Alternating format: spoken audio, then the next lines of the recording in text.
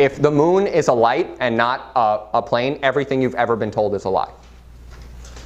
Everything you've ever been told is a lie, because the moon can't have gravity if it's a lesser light. And actually the moon and the sun are the same size. Yep. Why would they look the same exact size and be exactly the perfect distance away from each other to look the exact same size? If the sun is billions of times bigger than the earth, or however many times bigger, and it would have to be the perfect distance away, and the moon would have to be the perfect distance away for them to be the same exact size. It doesn't make sense. They're the same size. One's just a light for night and the other's a light for day. They're in the firmament. Turn to Ezekiel chapter 32, verse 7. Verse 7 says, "When I shall put thee out, I will cover the heaven and make the stars thereof dark, and I will cover the sun with a cloud, and the moon shall not give her light. All the bright lights of heaven will I make dark over thee, and I shall set darkness upon the land." So the reason he says it will be dark is because the moon will not give her light. The moon is a light. Jeremiah, I'm just going to beat this right into the ground. Jeremiah 31, verse 35. I actually had to cut out about 40 more verses of this just because it was too repetitive, but I really need to show you this. Jeremiah chapter 31, verse 35. Jeremiah 31, verse 35. I'm going to let you all get there. Jeremiah 31, verse 35 reads, "Thus saith the Lord, which giveth the sun for a light by day, and the ordinances," keep in mind, ordinances is like a setting of something. You know, you set ordinances. So the ordinance of the sun and the moon would be the rotation thereof. And it says the ordinances of the moon and of the stars for a light by night. So the moon is a light, and the stars are a light for night. "Which divideth the sea when the waves thereof roar, the Lord of hosts is his name." And then Isaiah 13. Turn to Isaiah 13. This is the last verse we'll go over with the moon shall not cause her light to shine.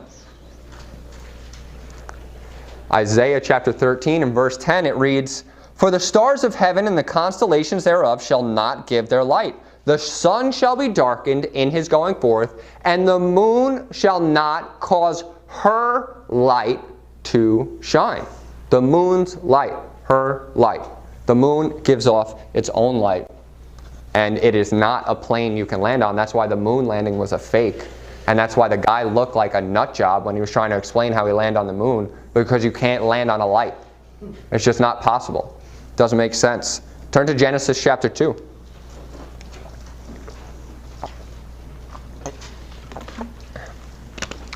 Genesis chapter 2. Genesis chapter 2 verse 1 reads, "Thus the heavens and the earth were finished, and all the host of them." So all the hosts of them, if you believe in the globe model, would include the universe. So it's done, right? But if you believe the earth is a globe spinning through space, it's not done. You have to believe that the universe is ever expanding. That's why it's spinning through space. That's why our galaxy is constantly, according to science, traveling through space, because it's expanding into nothing. But God says we're finished. Everything's finished. Everything's done. There's no more creating happening. There's no more expanse happening. It's done. The heavens and the earth are finished, and it's an enclosed system. And it's all right here. And science will also tell you that they know the radius of the earth, right? Because you need to know the radius to calculate the curvature.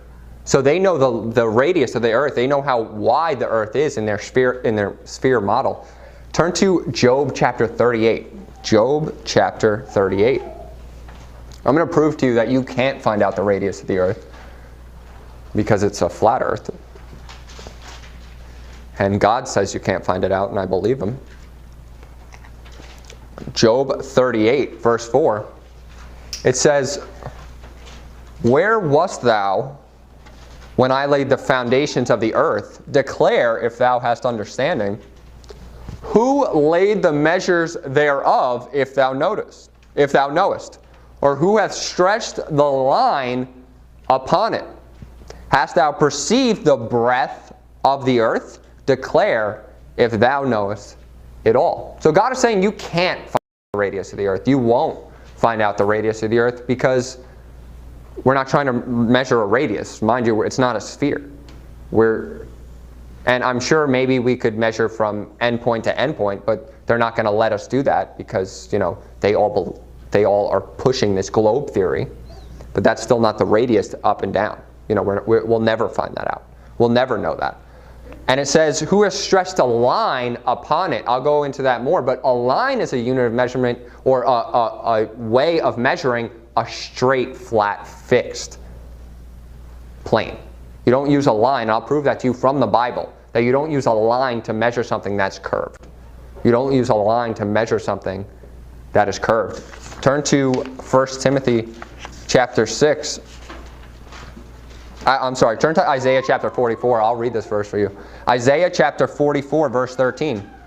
It says in 1 Timothy chapter 6, verse 20, Timothy, keep that which is committed to thy trust, avoid profane and vain babblings and oppositions of science, falsely so called. So if science is going against Scripture, we need to go against science.